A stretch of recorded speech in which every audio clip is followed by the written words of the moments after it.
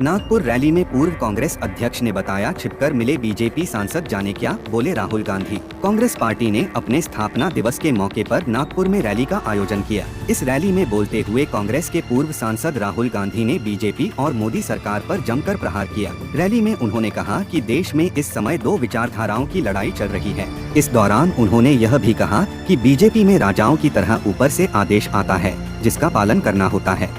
इस दौरान राहुल गांधी ने एक घटना का भी जिक्र किया।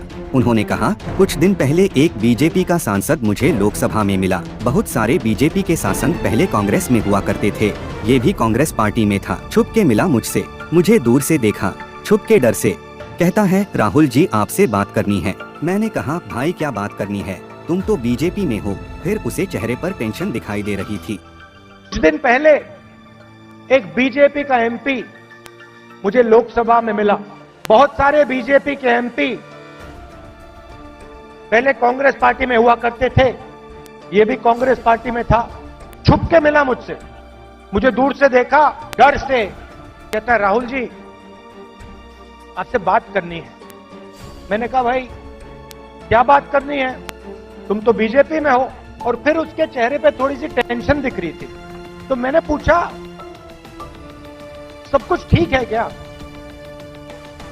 मैंने सोचा शायद घर में कोई बीमार हो,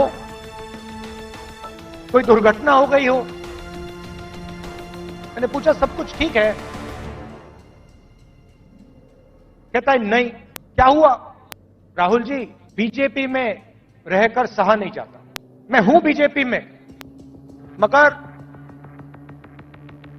दिल मेरा कांग्रेस में है। मतलब दिल शरीर को कांग्रेस में लाने से डर रहा है। यही हो सकता है। जैसे पहले राजा ऑर्डर देते थे,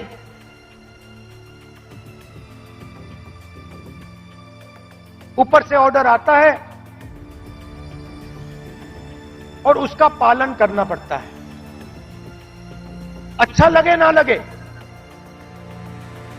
चॉइस नहीं होती।